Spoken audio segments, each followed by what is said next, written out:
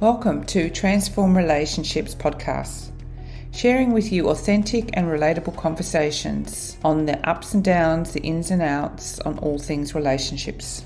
Hi there, I'm your host Diane. I'm a psychotherapist, a counsellor and a hypnotherapist. I work in private practice and I specialise in working with marriage and relationships.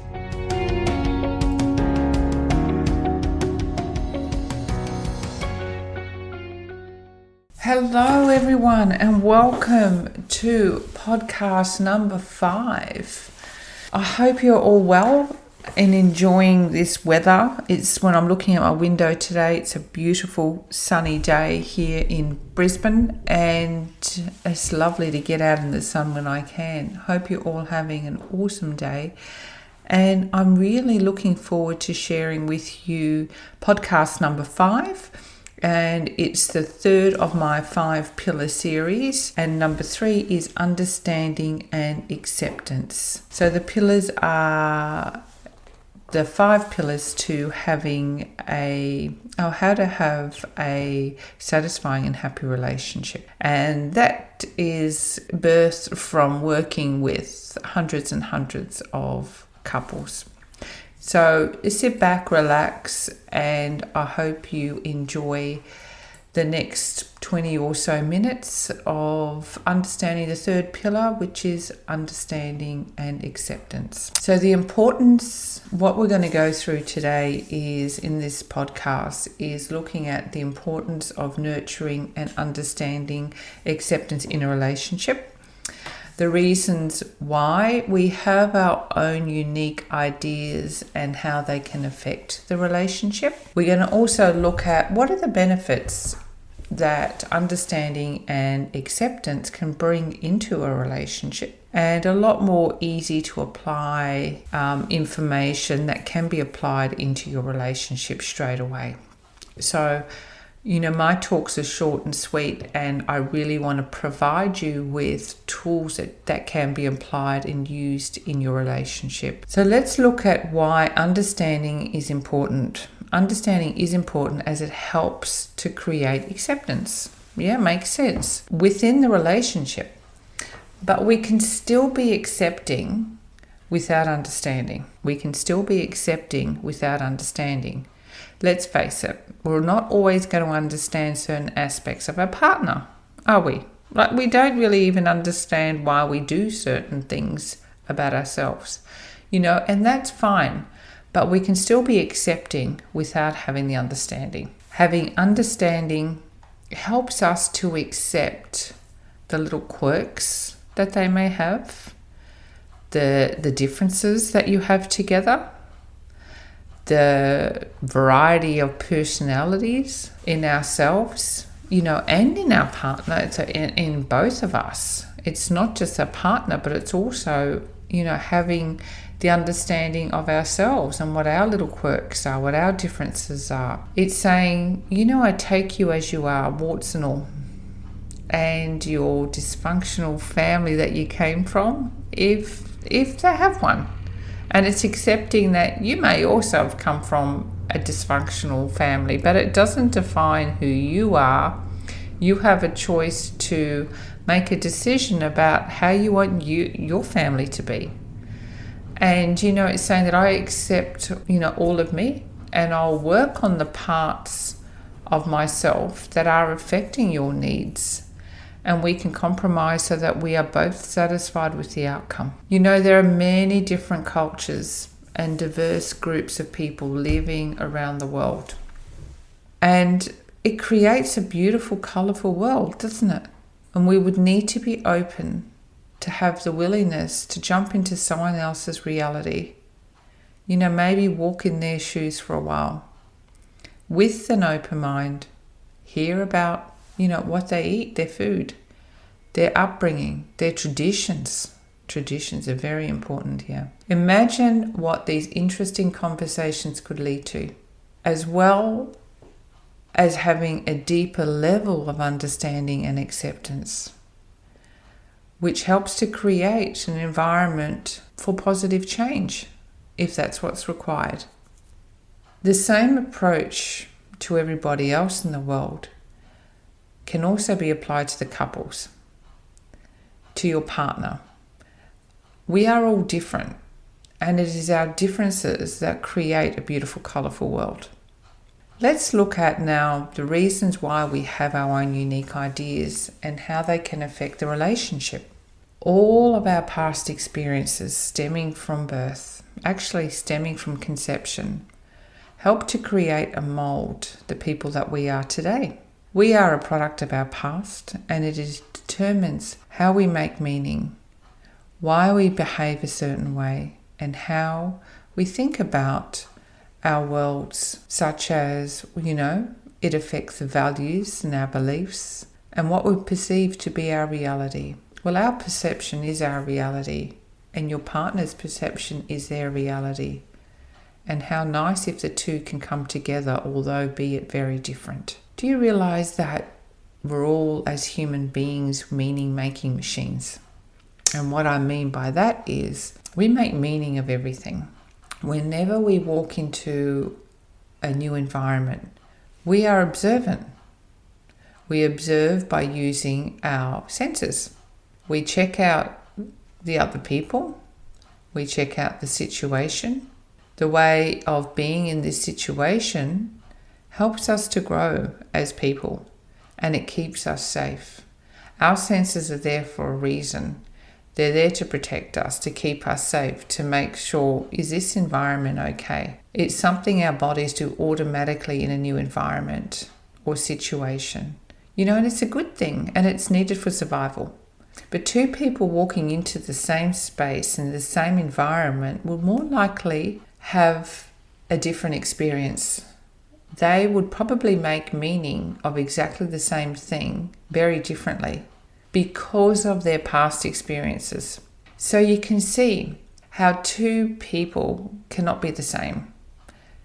And that is why it is so crucial to have understanding and acceptance in a relationship. When observing our partners, we can look at them through our own lens, which is our own individual perceptions that have been developed based on our previous experience, which can determine how we see the world and how we become confused when our partner may think a different way.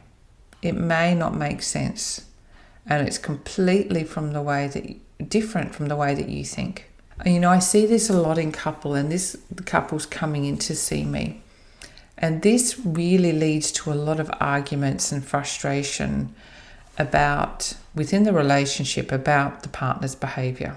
It's just so confusing, and it may come across as saying something like, you're wrong, or you have no idea what you're talking about. We can look at them through a biased lens that is our own. We need to actually take our little lenses off and have a look at them and imagine what is going on in their world. Can you imagine being in a relationship with someone for 20 years and only looking at them through what you perceive to be true, through your reality? Imagine how it would be if your partner understood you for who you are. You saw your partner for who they are. Why you think that way, why you behave that way. Having the ability and desire to listen and to hear your experience, seeing who you are and understanding that, we are not all the same. And that's not a bad thing. Being grey is boring. We have imperfections. We all do. And we can all embrace our differences if we choose to. It is a choice, people. How amazing would it be, to feel if your partner looked at you and really understood you for who you are at this moment, or at the least be open to the idea of doing that. Being able to accept what you imagine to be your partner's imperfections, as well as their positive points, which make up the whole of who they are. It's all of them as they are, embracing it all. It's the little parts of us that make us whole. And when we go into a relationship, we accept them not based on ticking boxes and if you do this, then I'm happy. It's like when you make a commitment to someone, you're committing to all of them, all of their little parts. As long as they're not affecting your needs, we need to accept them. Because if we accept them, we love them, and then we have peace in the relationship. But if we don't accept them and their little quirks or whatever it is, there's tension. You've got tension because you're not accepting them, and they've got tension and frustration and maybe resentment because they don't feel accepted. And accepting, being able to accept, it is a skill. And anyway, let me just keep going. It's very easy to focus on or to mention the negatives in the relationship. We can do that very easily. But it seems to be a little bit more difficult with the positives. I say to my clients, be curious about your partner. You might learn something. You know what, guys? I'm going to share a little bit of a personal story here with you because I think it's important. I was in a relationship with someone, my ex-husband, for 27 years, and who would assume that I was thinking a certain way based only on his perception. This was not all the time, but when we were having some conflict, and he was convinced of it, absolutely convinced of it. I felt frustrated, I felt invalidated, unheard, disrespected. And after some time I felt the feeling of hopelessness of ever being truly heard, which meant being understood was definitely out of the picture, because it didn't matter how many different ways that I tried to say something. I tried to speak my truth. It was never his reality in his eyes, so it was never true for him. So, basically I felt like I was being called a liar. And then you may even start to question oneself and go, am I not saying it right? Be true to yourself, be true to who you are, your voice, and always speak your truth. This was my experience, and I see this happening with nearly every couple that I see. So I really understand the importance of acceptance, the other person's opinion, accepting them for who they are. Whether you feel it's right or wrong, it's still their truth. It's very respectful act, to acknowledge that your partner has their own opinion, their own belief system, and their own ideas. And that's okay, because it makes up who they are. And because of those differences, it creates a different level of intimacy. Into me, see. Into me, see. Within the relationship. I encourage you, if your partner does have an opinion that's different from yours, or sharing something about themselves, or showing what you perceive to be as inappropriate, imagine just taking down your own lens. Be aware of your own perceptions and listen to what they are saying. You'll find out who they are at a deeper level. What they like. And it's very beautiful to be seen and accepted. And as human beings, that's what we want. And especially by your intimate partner. Before you were a couple, you were individuals that came together, and both individuals have unique behaviors that may interfere with the other. And it's okay not to change those behaviors if it doesn't get in the way of the needs of your partner. Respectfulness, maturity, patience, and kindness are all some of the qualities that are needed to be able to show acceptance to another. We may not like it, but when we love our partner, we are able to accept them for who they are. And we would appreciate being accepted ourselves, so why not give that what we would like? Let's look at some of the benefits of understanding and acceptance can have in a relationship. You have autonomy within the relationship. It means you have a voice. You have the freedom to say what you need to say. You have more clarity and less conflict. You're clearer about yourself, and you're clearer also about your partner. You are happier and more satisfied when being heard and acknowledged. Common sense, isn't it? Accepted for who you are. You know what? And that feels really awesome. Feelings of being important to your partner. This is one of the biggest things that I see coming into my office with couples. and a majority is the women. This is what I'm just seeing. Women don't feel important to their partner for a lot of reasons. It does happen the other way around as well. And you get to learn who your partner is. You get to embrace your differences, and you develop a deeper connection and intimacy with each other. Relationships, healthy and satisfying relationships, take hard work. There are many skills and knowledge required to understand yourself and your partner. But when you do it, it really can be magic. But don't become complacent with your relationship. The relationship needs to take priority. Needs to take priority over your children and over everything else. Partnership before parenthood. Obviously, the kids need to be a certain age, up to 2 or 3, of course. This is when normally the woman is really focused on the child, because they need to be, and that's what the child needs. But at a certain point, the couple needs to come back together again as a couple. I love the saying, listen to understand, not to respond. When we respond, when we're listening to respond, we're not actually listening. So we're not listening, we're not understanding. Listen to understand and not to respond. You will have your time to respond, but not when your partner is talking to you about something that's important. And I want to add there, be curious. Let's look at how just to listen, very basically. Be present. What that means is engage all of your senses and maybe ask some open-ended questions. Closed-ended questions are where they need to give an answer of just yes or no. Are you angry? Yes. As opposed to tell me how you're feeling. Well, I'm feeling angry. There's a difference here. Eye contact is very important. Look at what you notice about them. Are they distressed? Are they happy? What feelings do you see? Look at their body language. Are they relaxed? Comfortable? And notice if they are talking at a faster pace than usual. This usually means that they are distressed. Just look at what you're noticing.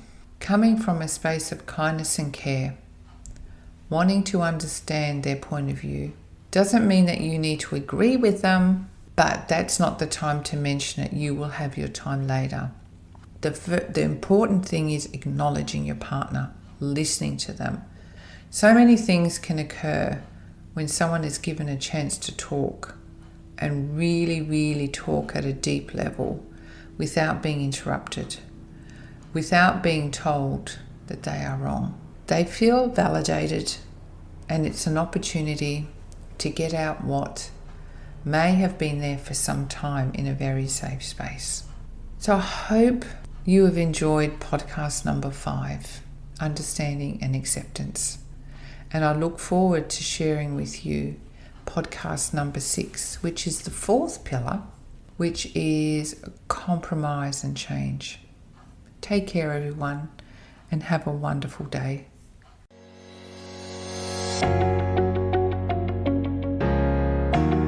Thank you for listening to this episode of Transform Relationships podcast. I hope you enjoyed it, and I look forward to sharing some more time with you again soon. Bye for now.